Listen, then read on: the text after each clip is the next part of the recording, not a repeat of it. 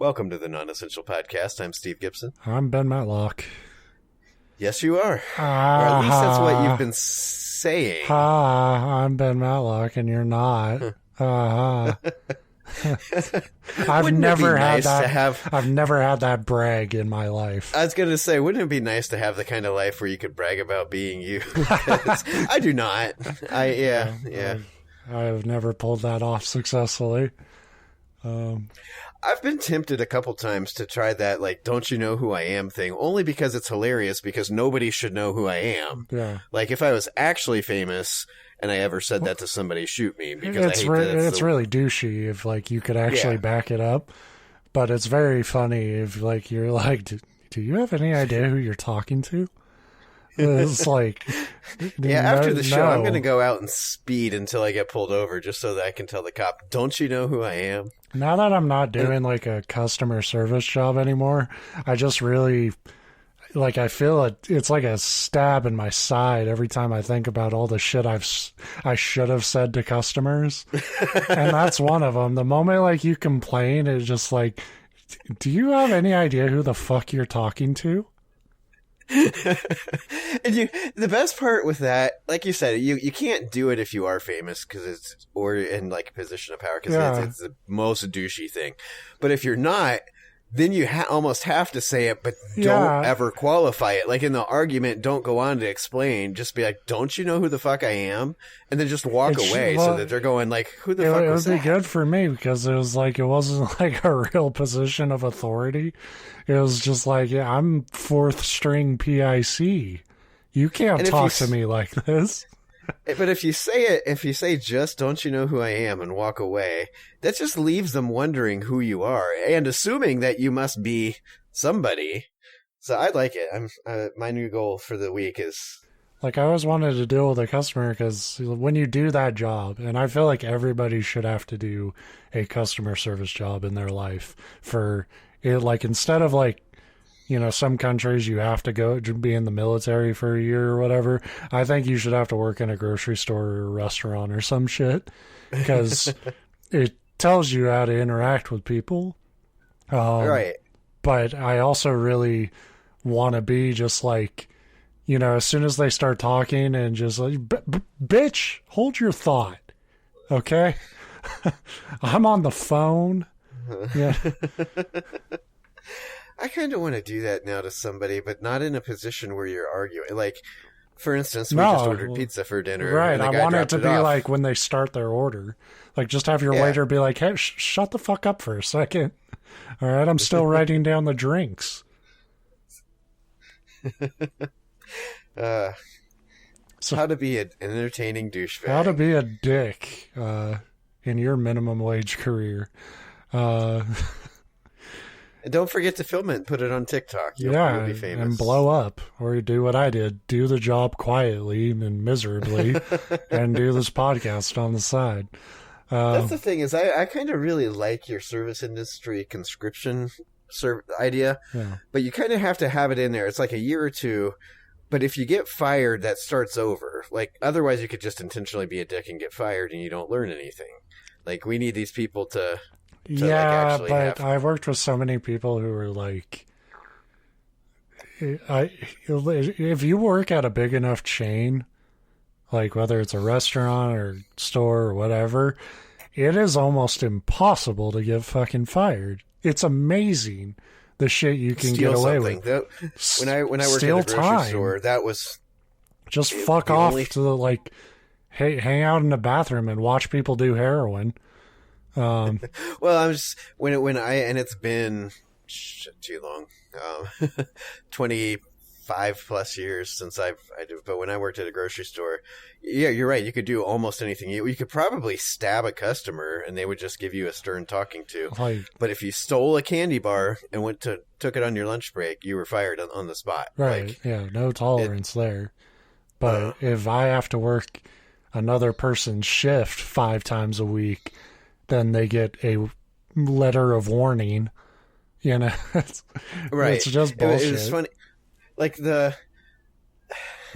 I would see like the and of course when I worked, I was in high school, and a lot of the people I worked with were in high school, and so a lot of them were just doing it because like their parents made them, and they hated the job, and they hated the people, and they hated their parents. Yeah. So, but anyway, I remember employees that would like cuss out the manager like 3 times a week, and they'd get maybe sent home and like get suspended for a shift, but they would keep their job. But I remember there was at least 5 or 6 of them over the like 2 years I worked there that got caught stealing, and I mean small ass stuff, like maybe a bottle of pop and a candy bar, and they would fire them on the spot. Shit, like, that really, weird. For what your job is in those places, should be fucking complimentary.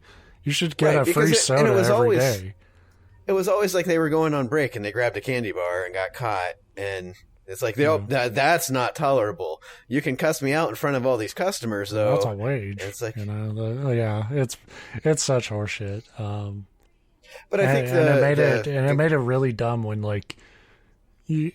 My higher ups would like try to tell me not to wear a hat or some shit. Like they were obsessed with that. It was always like a dress code. I'm like, will you please like enforce the like first 5 pages in the employee handbook about actually doing the job instead of flipping to the most tedious like pissant bullshit. Yeah, hair dye, that was a big one. If you came in with, like, if you had your hair dyed a natural looking color or whatever, but yeah, they hated and of course this was the 90s, so now if you're still the one place that like bitches about your service people having like teal hair, then I don't know what to fucking tell you. But back then it was kind of, and I'm not saying it started in the 90s, people have been dyeing their hair like that forever, but it was still one of those things people are like, when people come into this discount grocery chain, they expect a certain level of professionalism. Her hair is 2 different colors. She might like Marilyn Manson music.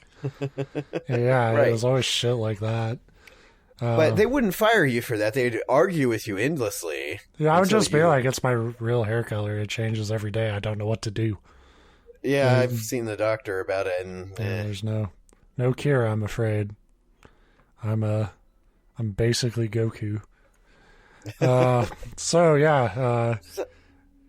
Aside from us having worked in our lives, welcome to the Non-Essential Podcast. Every week we tell each other stories, and it's Steve's turn to tell a story. Yeah, and this is going to be back-to-back creepypasta weeks. Hell yeah, dude. There's a reason our show went up a day late. It's because I was talking about it off air. It's been every other day. I've either been home with my daughter and then I can't get to my computer, or I've been at work trying to catch up for missing a day of work and I can't get stuff done. So it's creepypasta. But I think this will be a good one, and I'm basing that off of absolutely nothing. I'd normally scan through these things at least. I didn't even do that. So this could be... My last 5, I haven't checked. So they were literally like 10 minutes before the show, like, I need something and I'm going to let the gods decide. This one has an ending, at least. Like, I know because I saw it when I copied and pasted it into the Word document, so it's easier to read. But I liked the title. It's what caught my eye. But I think it's kind of a long one, so I should probably jump into it. It's called I Think My 10-Year-Old Daughter Is Killing People by TheCusterWolf. Like you prepping for something here? Yeah. It's actually, I saw the title and I'm like, this is a very specific genre of horror that I tend to like. Creepy kids. Ray Bradbury. Yeah. Ray Bradbury has one, and I wish I could remember the name, and I haven't been able to go back and find it. It's one of his short stories. It was I had 3 or 4 probably 3 or 4 different collections of his short story. I used to love Ray Bradbury. But one of his stories, and I've talked about it, I think, on the show before, was about a couple that had a newborn, and it's from the husband's perspective. Just after the newborn kills the mother, and he realizes for sure that this baby's also trying to kill him. And it's like just this creepy, weird, awesome story. And I just like that genre. It can be effective, but it's also, that premise is right there with like Chucky, where it's like, why would that ever be a threat? Like, like the moment you have a hunch, you kick it outside. That's why I really liked Ray Bradbury's one, because it was like, and the way it killed the mom was by like, yeah, that it seems cliche now, but you also got to remember his stories were written decades ago, 100 years ago. But like it moved a toy to the top of the stairs and then like snuck downstairs and cried. So the mom at night would come like try to figure out why our newborn's downstairs, and she tripped on the toy and broke her neck. No, that is so it's that kind of thing where murder, it's like but it's also a test. Like you should be aware of your surroundings, especially if you have a toddler. Like, because they'll do that shit on accident. Right. And that's what I liked about that and that setup and the whole story from and I'm building this other story up, and then this one's going to be a creepypasta from the internet. But from that perspective, because it's like, it's a Twilight Zone thing of like, you think the baby is actually trying, but everything it does, like if you actually went and like killed your baby and tried to explain it to people, they would just be like, you murdered a baby. Like, yeah. So it was like that Twilight Zone-y, like I'm going out of my mind here, but my life's in danger thing. It was a really cool story. At least that's how I remember it. We go back and find it after, you know, if you're listening to this and you look it up, you'll be like, this is the dumbest thing I've ever read. What the fuck's wrong with Steve? Anyway, that's not what I'm reading. I'm reading this one. I'm 230 pounds, down from 280 during my years as a starting lineman at Penn State. Yeah. 6'4" when I slouch. And I that's am why used to getting what I want always from happens. people. Not from me. I'm an Ohio State fan. Fuck Penn State. You guys suck. No, I meant the weight loss. Oh, that. Okay. You immediately jumped to college. Yeah. Well, but his weight loss was like, I was a lineman, so I was bigger. It wasn't like I'm just yeah, but know, that's Steve. 50 pounds. That's impressive, yeah. I couldn't lose 50 pounds. I mean, I would die, but I need to lose 50 pounds, and I can't. But I also am not starting at 280. But I'm also not 6'4". I'm like almost a foot shorter than that. Anyway, his point was he was a big guy, and he was a big tough lineman for the crappiest team in the Big Ten. It's been an adjustment accepting just how weak that Kaylee, all 66 pounds of her, can make me feel. I know that I'm not supposed to give my 10-year-old daughter everything that she wants, but when she gets moody, sulky, or irrational, I know that I'm the cause. Well, I just don't feel all that strong anymore. She's used to getting what she wants from me. I guess the apple doesn't fall very far, huh? Anyway, that's how I ended up on the cruise to Mexico. Okay, that's not... Yeah, like, I can kind of see that. It's hard not to... Mine's only 2, but when she just, like, automatically starts that screamy crying fit because she wants something, it's hard not to just give it to her, but mostly from a I just want her to shut up standpoint. But I draw the line way lower than like a trip to Mexico. If she started throwing a fit, it's like, I want to go to Mexico, I'd be like, yeah, that's not happening, kid. I would be like, well, you know, let me tell you about these cartels, all right? And you can decide where in and Mexico then she goes, I know, I want to run one. Yeah, I'll be like, oh, have at it, and let me know when you're done, and make sure to send some money home. 10%'s customary. Yeah, I mean, you know, if I'm gonna transport you there, there's at least 10%. I'm putting my neck on the line here. Kaylee loves reading about history and other cultures. That shit comes from her mom, without a doubt. I don't give a fuck about nothing on my side. I don't like culture and reading. I'm a football player. Fucking cheeseburgers and beer and football.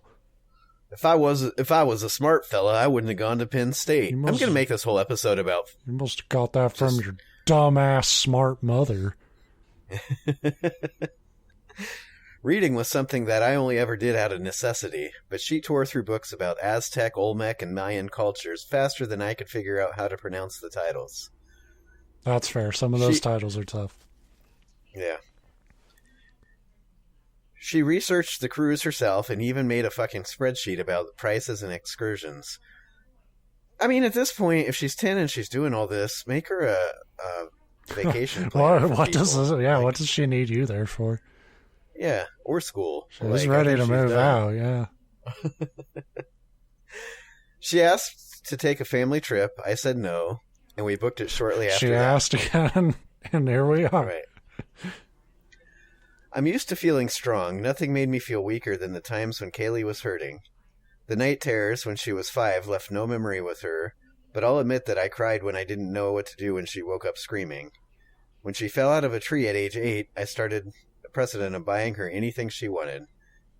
That's good. If you're a kid listening to this, that's a great tip. Hurt yourself and then get anything you want. So yeah, like I probably wouldn't be a very good dad, but like if my kids started like doing like the fucking manic screaming and shit, I would just like plop a donut in their mouth. I would have like a Batman utility belt of like snacks. And they would like my kid would die of heart disease at like 10. That doesn't always work. Lincoln, what was it? Yesterday she was screaming about something, and so we gave her a treat, and she was screaming because she wanted the thing that we gave her. Yeah, but we had already given it to her, and it was over. Like you think you read all these things and you're like, yeah, fuck it, I'd be a pushover. I'd just give her a treat and she'd shut up. It doesn't fucking work because they're just then weird. I would be more aggressive. Then I would just like keep spraying whipped cream on her face, just endlessly. Just eat it or drown. I don't care. Yeah, like it's going to. If you want it down your windpipe, keep howling because that's where it's going. But so I guess that would be attempted murder. By way of whipped cream. So when she fell out of the tree at age 8, I started the precedent of buying her anything she wanted. That began her reptile phase. I bought more toy lizards and dinosaurs than I knew existed. By the time she was 9, I was actually skipping prime Sunday NFL time to watch ballet recitals. Well, I mean, that's kind of part of being a parent, yeah. Right? What'd you think? It would get cooler? Like... No. Yeah, now that I have this kid, she can do stuff and I can watch more football. She can get Never me works a beer. You're like, no, you're going to do what she wants. I can't say it never works that way, but it only works that way if you want to be a bad chapter in her tell-all book when she gets older. Or it's your birthday. You get like one fucking like birthday leave him alone minute. Yeah. Even that, I'm imagining, I'd be lucky to get a full like 2 quarters of football. Which I guess would be a half of football. But you're a Browns fan, so you only sit through the first anyway, and then move on with your life. Yeah. Either it's 1 in 5 games that they're playing really good and you can tell they're going to win, or it's 4 in 5 games where you're like, yeah, this is shit. Anyway, I know that the best parent isn't an indulgent one, but it's hard to be confident on the day that you realize that your child is more intelligent than you. Yeah, that was hard for me, but when she was 1.5, she showed me up, and I've known my place ever since. Remember, the ship's guide announced to the group, the stretch of beach is a nature preserve. No one lives here. No one takes anything from here. She shifted her sunglasses and looked away from the small tour group and down the ramp to the dock. I scanned her body when her face was turned. Not bad overall. At least an 8. And before you judge me for looking, I'll have you know that my wife is a 10 in my eyes. So it's all right to check out women as long as they're slightly less hot. As long as you're comparing them to her, yeah. Yeah. And she's the only person besides Kaylee who makes me uncomfortably weak. I'd do anything for my family. Even serial killing? Mm-hmm. Except for, begrudgingly, I guess he gave up football, but... Yeah, well, anyway. There's a Mayan saying about this area. The heart of the land belongs to us all because we come from the earth. We take nothing from the earth without giving something back. It's a beautiful beach, folks, so please take nothing but photos. My name is Sarah if you have any questions. She flashed a sweet but manufactured smile and led the group down the ramp and onto the shore.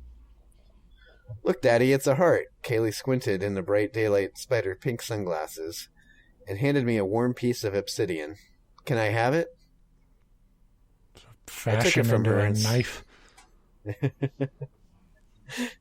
It's already got some blood on it. Can I try it out for myself? Can I have this obsidian star to huck at people? I took it from her and stared at the rock. It was indeed heart-shaped, 4 inches long, and rather out of place on this rocky beach. Everything else was smooth and tan. I sighed. No, Kaylee, the nice lady said that we can't take anything from the beach, I explained firmly. I know, but can I take it? Which is an extremely 10-year-old thing to say.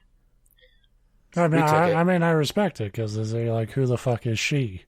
You know? Right. It's like, you know, I want my kid to ask those questions sometimes. Just, you know, when I say no, who the fuck am I? Like, I'm your father. Leave the fucking rock. See, that's the thing, is he should have looked at it and said, it's obsidian sharp. You could stab me with that. No. You take this nice blunt object, and then she beats him to death with a blunt object. I'd be like, yeah, let me see it. Then I would throw it into the ocean. So we took it. ... Morning, sweetness, I said, tussling her hair as I passed by her sleeping frame, empty coffee mug in hand. She mumbled in response. I loved getting up early. Kaylee hated it. My heart secretly ached when I thought about just how much more my wife was in Kaylee than I was. She sat up in bed, her hair a wasp's nest of chaos. I'm sorry about the bees, she offered, eyes still mostly closed.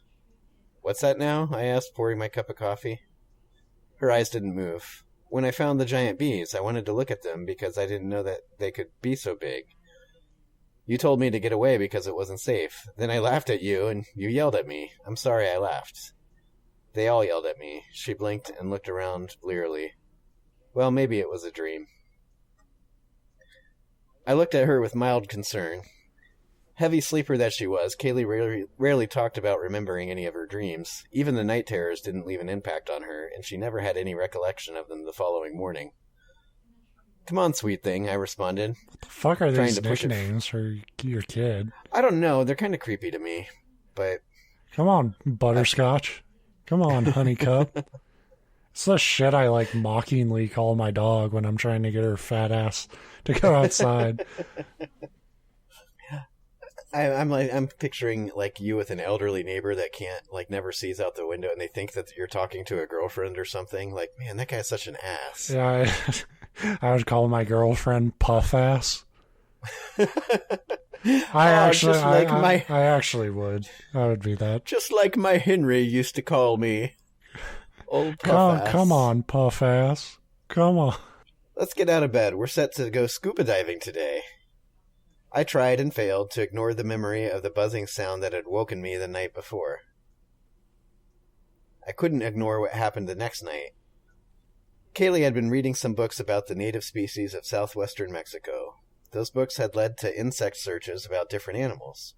Her curious mind never satisfied. I said insect searches as internet searches. But I'm picturing her doing internet searches on insects. Yeah. Grasshopper, Did you know what is Google? That could be a 10-year-old thing. You're walking around like asking animals, like instead of Googling animals, you go to animals and ask them Google questions. What is the internet? And you're talking to a fucking Black Widow. I want to ask a chicken what's the safe temperature to cook itself to. Be like, hey chicken, when I'm baking you, I forget how hot do you have to get to be safe to eat? The chicken would be like, just flash fry me then, fuck. If I have to die. Dad, did you know that some bats have tongues that are longer than their bodies? And that the Kraken was possibly based on a real giant squid? Dad? I smiled and asked her what we might see on land tomorrow. She dove back into her book, fell asleep within minutes, and I chose to leave her undisturbed. That's when she started screaming. Do you have any idea just how much noise a 10-year-old girl can make? The answer is no, unless you've heard one rip the night with a soul-chilling shriek. Although the answer is yes, because I have one kid that's not 10, but I've heard other 10-year-olds. They're fucking loud. That's the thing with kids. They're just loud. She had been asleep on the fold-out couch when she sat up. Still asleep, she opened her mouth. I was sure the other passengers would report an attempted homicide. I was able to hold her trembling frame and rock her back and forth until the screaming stopped. Then she fell back over, still out cold, and I left to take a walk. I was only crying a little.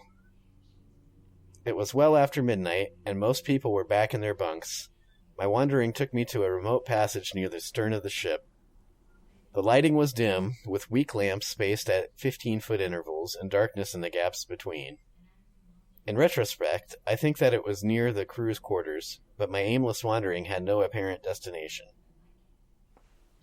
I nearly shit myself. All right, check that one off. All right, yeah. It's been a while. I nearly shit myself when a man emerged from the shadows. I need to stop interrupting myself because this is a long... Oh, actually, we're pretty good ways through it. I want to write a creepypasta and include that, but at like the most like inexplicable time. Be like, I woke up on Thursday. My food arrived and I almost shit myself. Right. God damn, sorry, that was fast. I'm just going to call my story I nearly shit myself, so it's just out of the way in the title. I have no button. I nearly shit myself. Sorry, the man shot at me, clearly rattled himself. Sorry, I thought I heard a kid screaming, so I ran out here. Did you see anything? He emerged into the fuller illumination of a hallway lamp. He was just a kid, really, one of the employees of the boat. I guess I really had wandered off the beaten path. If you're way far away from your quarters, then what's he doing searching for your screaming kid? There. Well, I've been running all over the ship. Well, he's just been wandering, right? Yeah. Well, the guy, but I mean this other kid that he ran into that said, I heard a screaming kid, and I ran out here to see if everybody was okay. Okay. I'm having a real hard time figuring out who's fucking doing what. Doing what, yeah. All I know is the kid is murdering people. What could I say? That a screaming kid is exactly what had sent me out here? Sorry, you could probably just explain that your kid has night terrors. Like, that's probably the simplest thing you could Or a call back to the beginning of the episode, be like, mind your fucking business. Business, right. Do you have any idea who I am? And then walk back to your room. You played for Penn State, didn't you? He's like, yes, I fucking did. Sorry, no, I'm just out stretching my legs. The kid didn't seem to relax. Okay, sir. Why don't you head back to your bunk? I've been hearing a lot of... Here he cut himself off and looked into the air like he had sensed something odd. I was about to ask him what when the sound came. Do you have any idea what a hiss mixed with a growl sounds like? Neither did I, but here it was, creepy, eerie, and extremely discomforting. It was followed by an odor so overpowering that it nearly knocked me to the floor. That's just a skunk. Well, maybe you didn't nearly shit yourself. It's like... Do you have any idea what it's like when you suddenly notice your underwear is soggy and squishy? It smelled of fish and decay. That's when the spider's leg emerged from the shadows on my right and slammed onto the floor. Yep, I'm fucking going back to my bunk. Yeah, fuck this. I was far too shocked to react at first, which is stupid. You run. I mean, just... Yeah. Throw the boy in front of the danger. And he's more supple and tender. There's no blood left in these veins. It was 8 feet tall, and it had crashed into the metal walkway right next to the kid. He froze completely pale. Then the other leg landed right next to him. The hissing growl followed, horrifyingly vibrating the floor. And I saw that they were not legs at all. They were wings. What had seemed like giant spider legs were actually the claws of an enormous bat, which in my mind is somehow less terrifying. Yeah, I feel a little more... Slightly. It's bad. Yeah. We're in a shit situation, but I feel a lot more capable. Yeah, that's kind of like you're going to be shot to death or stabbed to death. It's like, well, shooting to death probably is quicker. Like, they both are going to suck, but at least it's not a spider. Yeah. Yeah, like, that's the thing. Like, to this day, the bravest person in the entire Lord of the Rings trilogy is Samwise Gamgee for fighting that giant spider. Because fuck that. Everything else is like, I would bare-ass Dark Souls try to fight Sauron himself rather than fight that fucking spider. Well, I'm curious, what can Sauron, like, I'm not a Lord of the Rings buff, like, Sauron's this floating eye, like, he seems the least scary because... He's a floating eye after he gets, like, defeated. He's basically like a demigod. Yeah, but once he's the floating eye, it seems like the best he can do is spot you and send his forces after you. I mean... Also, maybe he can shoot lasers or something. I don't know. He can manipulate and corrupt people and shit. And bear in mind, like, that's the thing I never understood about that whole plot was why would he put so much into a bit of jewelry? Because, like, as soon as his ring gets cut off, it's like, oh, fuck, I gotta recharge for, like, a millennia, you know? But and I've looked it up. I've been like, can anyone explain to me why the fuck Sauron has to fucking, like, why did he need the ring at all if it was just his power?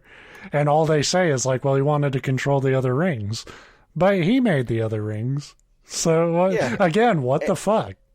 Yeah, so if his power is controlling other people, it doesn't sound like he needed the rings to do it. He could have just been like, you are getting sleepy, you know, whatever. Anyway. We've seen the movie. He is strong enough to just beat the shit out of anyone with a hammer. So I don't get it. Anyway, that's for my Lord of the Rings podcast after this show for Patreon members only. Shimmering green scales hung down from the appendages like jewels. What I was seeing was completely impossible. It made no sense at all. So I turned to run. Good plan there. Yeah, I like how he did the math there.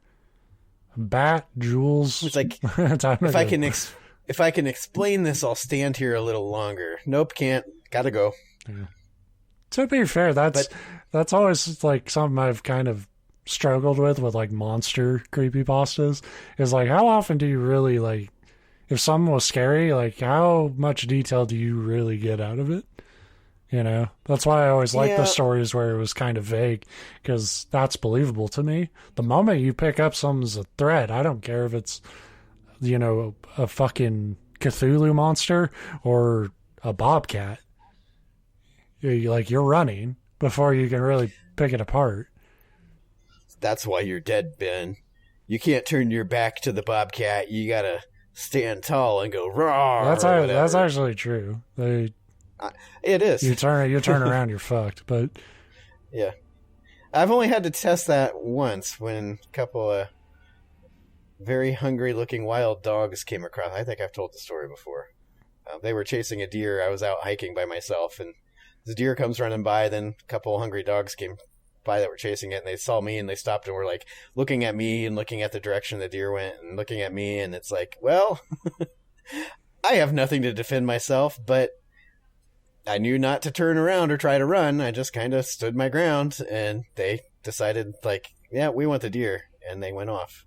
So ever since then, when I hike by myself, I at least take a knife. I would love if you just got really lucky and the next time you try to pull that shit, they fuck you up. Well, I mean, that is I think it's still like a 9 out of 10 times you're going to get fucked up. But like if you turn and try to run, 10 out of 10 times you're going to get fucked up. I'm guilty of it. I should practice it too. But that's why I never understood, like, well, yeah, why don't we should all just bring old-timey medieval torches with us when we hike. Because like that's fire. They don't like it. Yeah. I know, that's the thing. Like I said, I try to at least remember a knife or something so you have something, but a knife is still, you're going to have to hand fight a wild animal. A torch will generally keep them away. Yeah. Being burned sucks. Idea. Even a dog can understand that. Yeah. But if it's a 8-foot plus bat, I'm not going to try to act big, because if I can't look bigger than the thing that I'm trying to act big at, if it's physically bigger than me getting big, I don't think it's going to be that. You got to get bigger in terms of reputation. So you duck into a bathroom and dress up as Dracula. I'm going to be the asshole in the middle of Alaska that gets attacked by a bear, and I'm yelling at it, "Don't you know who I am?" Yeah, but in this case, you could just dress up as Dracula, come back out, and be like, "Don't you know who I am?" And, I am. Fuck you, get off my boat. And you just big time him. Yeah. Anyway, so he turned to run, but to my left, in the darkness, on the far side of the weak lamp, I saw the tentacles. What the fuck? Long green, Bats filled with to suction the left cups. of me, cracking to the right. Here I am. Tipped in a triangular appendage, at least a dozen of them. The owner of the tendrils remained in darkness. We were trapped. And then it got worse. At first, I thought it was a snake crawling across the floor to my right, arriving to complete the impossible unholy trinity of coils from the darkness. Then I realized it was a tongue. It slithered across the ground, 1/2 foot wide and 5 feet long. It left a trail of thick, gooey saliva in its wake. It turned and rose up in the air like a snake being charmed, and lovingly tapped the kid's neck. It's like, damn it, I knew I shouldn't have put cinnamon on today. But it made me smell so good. That's why I only put on that shit with the little boat on the bottle. Because nothing likes that taste. I was such a greasy-faced, sweaty teenager. I think that the best thing for me would be for it to be a creature with a long tongue, because it would get one touch and it'd be like, oh, fuck that. I'd just be glad I was getting some action before I died.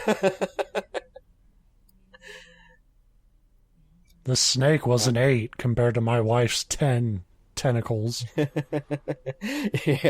the snake was an 8, but before you get mad at me, my wife's a 10. Before you get mad at me, my wife was truly awful. Her tentacles are the only ones I want wrapped around me. Ghostly white, he stared wide-eyed at me. The only part of his body that he was willing to budge was his lips. Because he wanted puckering up. Tongue action. Yeah. It's like... He mouthed a silent "help me" before the tongue spun around him like a vortex, pinning his arms to his sides and sliding its thick, slimy tip into his mouth. Oh man, I didn't know it was one of these kind of stories. Yeah. This is getting a little too hot. You should probably... Yeah, he should probably... Yeah, we're going to have to put a warning on this. The kid slammed to the floor, and the tongue dragged him into the darkness with a sick, screeching sound. He never broke eye contact with me. I don't know. Is that creepy or hot? It can be both, but it's absolutely terrifying. Especially the hotter it is, the scarier it is. It is. Soon, all that was left of him was a dropped name tag oozing with thick saliva, with the word Corey just visible in the dim, damp lamplight. No, not. You look at the name tag, Corey. Like you said, I like that in the midst of all of this, you're surrounded by at least 2, possibly 3 big creatures that just ate somebody in front of you while he gave you this lovingly, like, across the room love at first sight eyes, apparently. But you can still have the time to look down and catch the name on his name tag. Like, you hear Tears for Fears playing as, like, when you make eye contact as he's being just fucking dragged away. Only when I started to breathe and move freely once more did I even realize that I had been frozen in place. I looked to the left and saw the green tentacles slide away as well. 2 thoughts bombarded me at the same time. Get back to the room and make sure your family's safe. Collided with, if you leave him now, Corey will certainly die. He's dead, dude. Yeah, just forget about Corey. Or he's having the best sex of his life. It's or like you said, possibly both. And you don't want that interrupted. So, what would you have done? And answer that before you judge me. I already told you what I would fucking run. I wouldn't have gone here. I would have given my daughter a plane ticket and been like, have fucking fun. I wouldn't have gone that far. I would have turned Dora the Explorer on and be like, Mexico, here you go. Oh, yeah, just push her into the backyard. You're in Mexico now. Arriba. We'll get Taco Bell for dinner. We were going to anyway. I'll eat Taco Bell in front of you for dinner. Because I turned to the left and sprinted towards my family room. I don't know what the because is there for. I know that he was someone else's kid, but his father wasn't here. Kaylee's father was. That's a little mean. Yeah. Like, there's so many ways you could be like, I had to protect my daughter. Like, nobody would question it. But to be like, this fucking idiot doesn't even have a dad. You know, it's like, that's such a fucking randomly mean thing to a guy who is orgasming with a fucking Lovecraft character right now. I'm picturing like a kid about to get hit by a car, and I have the chance to save him, but I'd be like, fuck it, their dad should be here. I'm not their dad. Be like, I guess that's on them. But that's unfair, because if I pictured somebody's kid get drug away by a, like you said, a fucking Lovecraft monster, or maybe 3, I don't know if it's one that's got like 3 parts or 3 that are teamed up. Like, I mean, it could be a like, monster. how about we just be real? Like, instead of trying to make it like, well, I could do this or I could do this, let's stop pretending like you might be able to protect your daughter. You're definitely not going to be able to fight this thing. Yeah, what are you going to do? Rip your shirt off and be like, oh, I'm coming for you. So let's just be real. Corey's fucked, and you're a fucking sissy who's never going to match this thing. Would Corey have tried to save you? Probably, because he was being paid at least $13 an hour to do so. Probably, because Corey's a real G. You know, he's a real fucking dude. But you're not, and nobody expects you to, Dad. That's where this story could have been cooler. Be like, oh, this thing was about to eat Corey, and then this like 16-year-old kid just pulls 2 machetes out of it. It's like the holsters on his back that he didn't even notice he had, and just like goes to war with this thing. That's what I want to read. Corey shows back up later. He's like, I had to fight that thing all by myself and get French kissed the whole time. Sir, when you turned and ran, you dropped your sunglasses. Like, just make the dad feel like a complete douche. Like, not only did you fight and survive yourself while the dad ran, but you took the time to return his stupid sunglasses to him. My fears grew with each step as I raced back to room 3191. I was almost certain that I could see the tip of a tentacle whip around every corner just ahead of me. It was as though the thing was taunting me and doing a damn good job of it. I heard the door creak shut as I sprinted around the final corridor to our room. No. I reached my hands out, sweaty and shaking, and grabbed the handle. It opened easily. Why are you yelling no then? But what I saw was not so easy to understand. Kaylee was still asleep on the bed, the light shining dimly just above her. 4 tendrils slithered across the floor, then rose up into a space above her head. But instead of reaching out and grabbing my daughter, they were being sucked into oblivion, disappearing impossibly into thin air. The tentacles whipped back and forth at a faster and faster rate as they got shorter.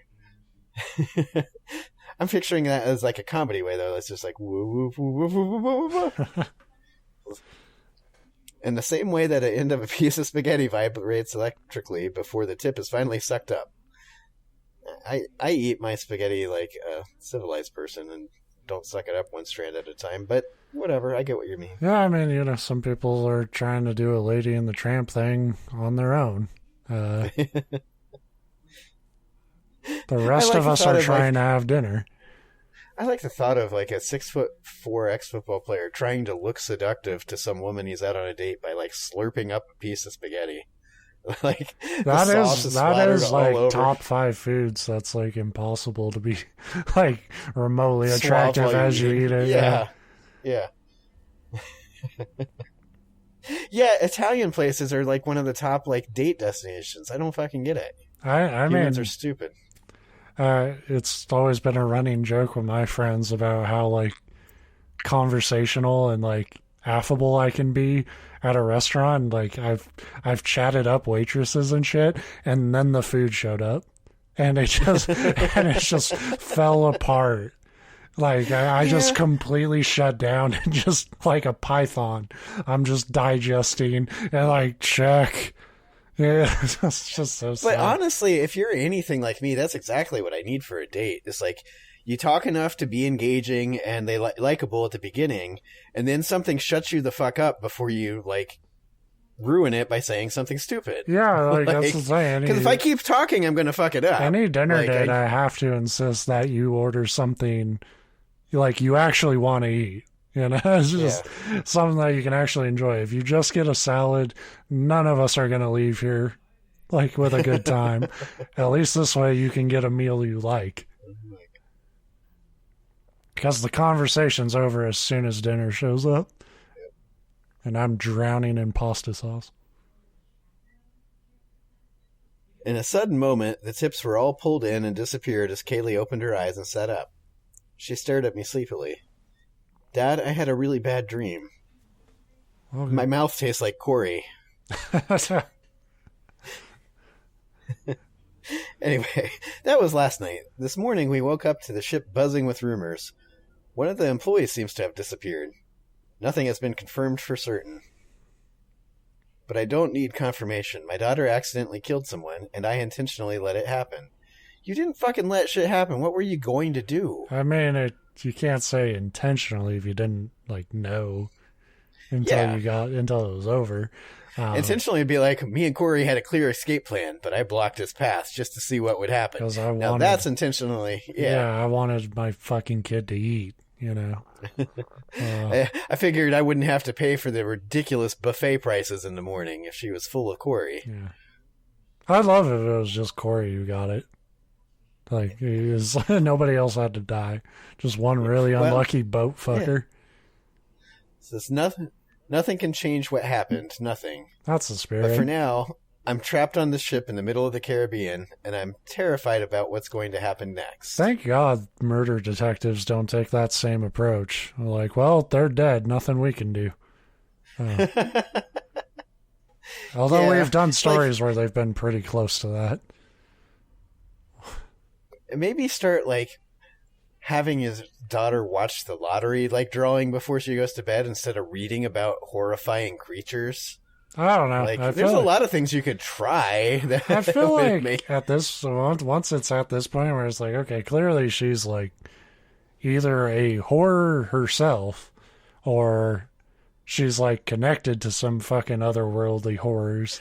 I assume it was that stealing the obsidian heart. Yeah, now she's a so conduit. Just take the obsidian heart back. That seems easy enough. Be hey, look, tour guide, we fucked up. Would that even work though? Corey's dead, but you shouldn't have taken it. It's worth a try. It's better than being I don't know. Can't do nothing. I don't know. I'd probably just let it ride. At least we're on a boat. We got home from our trip, and I convinced my daughter to start looking at colleges on the other side of the country. Yeah. Get the fuck away from me. So, that's that. That's not anywhere near what I thought it was. I was hoping this 10-year-old was going around with a knife murdering Corey is the only one who dies. Yeah, well, but it implies that it's going to keep happening. That's fucking hilarious. I'd love if it stopped.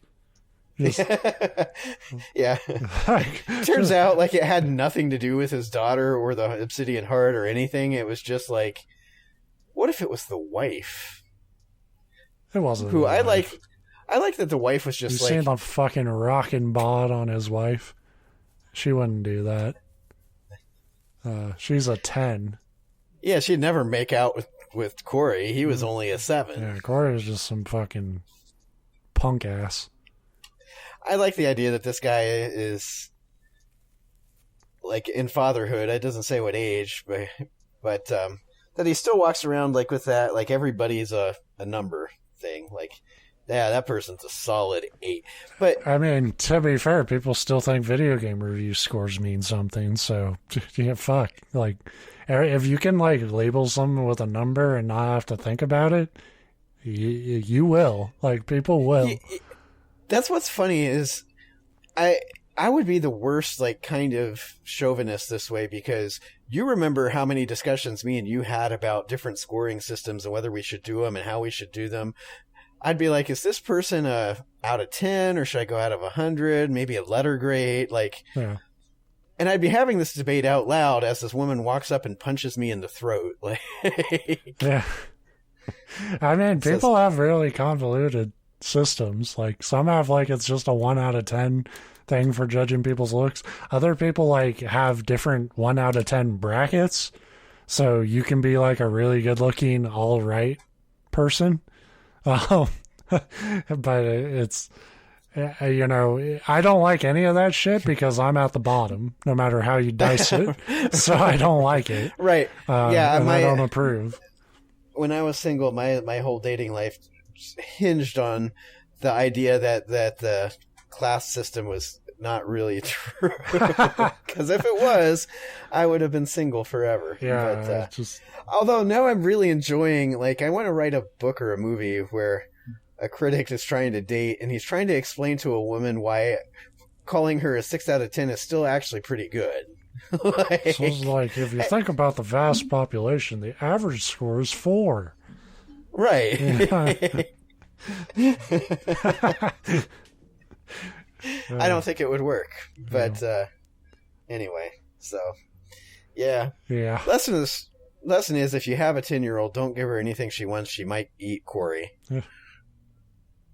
Although Corey might have been an asshole. We don't know. Maybe there's nothing concrete there. It could just be a coincidence. You're out in the middle of the fucking ocean. Shit happens. Like, there's things out there. Because I watched X-Files once, and I believe Corey probably had it coming. Like, yeah. He was dancing with the devil. He should have been in his bed, but the part that they left out is it's like, this kid took the obsidian heart. Corey dug up 8 different fucking bodies and made a chair out of their bones. Corey thought he could get Lovecraft Nookie without paying the price. And we all pay that price, and it's a price worth paying. And, in fairness, maybe it worked out for Corey. He was just missing. They didn't confirm he was dead. He might be a lot happier. Yeah. There are Steam games in the adult section that confirm that Corey is a lot happier. Yeah. In fairness, with the way Steam's curated, there's Steam games in the kids section. Dude, it is bizarre because I know no one will believe me when I say it, but I haven't bought a porn game ever. I know nobody will believe that, but well, I would up until as soon as you say that phrase out loud, your mind instantly goes to he's bought porn. Yeah, but Steam recommends at least 10 to me every day. It's really bizarre. That's because the internet knows we're males. The kind of ads that I get, you'd think that all I do is watch porn and play porn games. Fucking jack it in between rounds of Counter-Strike. And that's only half true. And then there was a time where that was the dream. That before round countdown, you're just trying to beat the clock. But Counter-Strike Source, it took forever to load. So you were at least halfway through a 30-minute video. And if you died first, oh, thank God I died first. Oh shit, voice chat's on. No, push to talk. Anyway. We're learning too much of techniques. These are very important. This is something the future generation's going to need to know.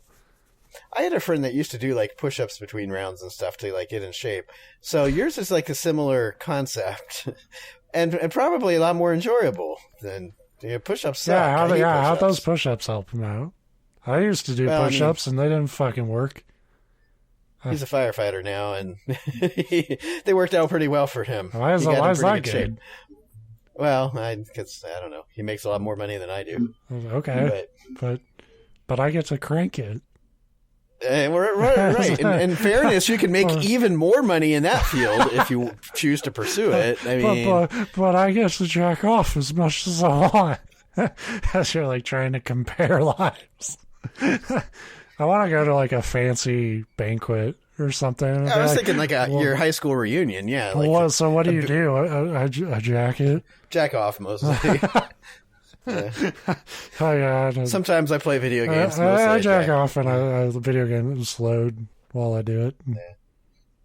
I'm not allowed on Twitch anymore. Just put it that way. Fucking double standards. Oh man, this is probably the most fucking inappropriate off the rails shit we've ever gone. We're just saying a lot, but yeah. Anyway, yeah, we're well past. I think I've used the phrase jacket more in these last 5 but you minutes mean like than I have my entire life, including times I put on a jacket. I was gonna say you're talking about a coat, right? Like I thought we were having a wholesome conversation. Absolutely not. I'm talking about the fucking the debauchery of man. And women. It's not a strictly male thing. Jacking is. Well, yeah. If we're going to get technical, I can't help with the other part of it. Clearly, they haven't given me the right porn game yet. Yeah. So yeah, we'll be back next week when I can get my mind out of the gutter. Until then, go on Steam and buy that copy of Eldritch Horror. You know, please gift me a porn game as a quote joke. I love a good gag gift. Yeah, I'm not even going to. Never mind. Yeah. Bye.